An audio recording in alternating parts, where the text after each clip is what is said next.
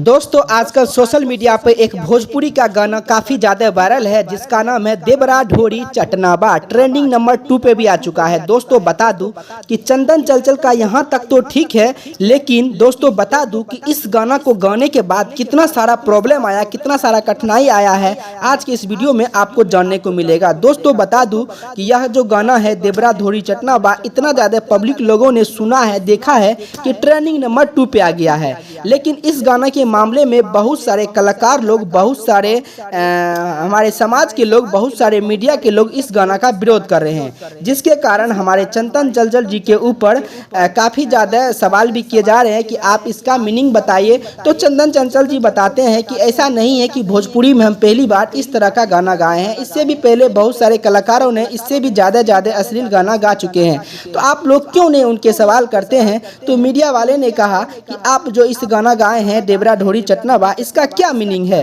तो चंदन चंचल जी ने बताया इस प्रकार से, जो कि आप देख भी सकते हैं। बहुत सारा वीडियो आपको YouTube पे मिल जाएगा, लेकिन ऐसा नहीं करना चाहिए। इनका जो गाना इस प्रकार से आते ही रहता है हमारे इस YouTube चैनल पे, इनका भी ऑफिशियल चैनल है, उस पर भी आते ही रहता है।